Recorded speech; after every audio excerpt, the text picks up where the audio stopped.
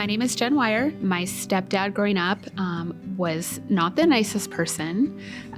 He really put a lot of words into my brain that have stuck with me through my life, of words of unworthiness and no value, things like that. I remember that I let it for so many years be my identity. In June of 2020, I got a job and I became a human resource manager. I finally got the title right and I got the pay. And all of a sudden, I'm like, look, stepdad, I'm valuable and I make this much money and I'm a manager and I'm making decisions. In the meantime, I have the Lord over here trying to tell me this is not your identity either.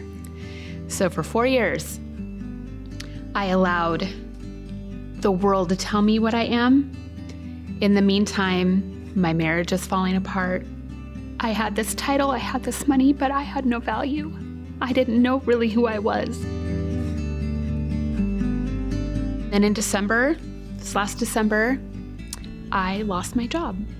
And all of a sudden, I don't have a title anymore. I don't have this big paycheck anymore.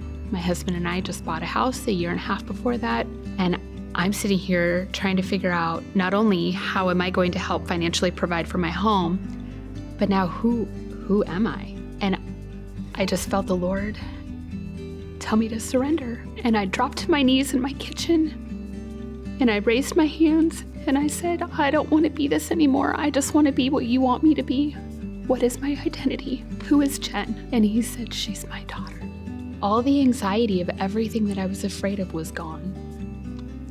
It was the most amazing feeling I've ever had. And my son, who is 12, he comes downstairs, he puts his hand on my head, and he said, Lord, remind her that she is a warrior for you, and that you have a calling and a purpose on her life, and that she does not need to be afraid. So I started writing down all the affirmations I can think of that God has promised me as his daughter. And every morning I would get up and I started really reading my Bible, and I started really praying, and I started really focusing on him and just him. It's okay to get lost, but don't stay there. I know that he works all things out for the good of those who love him.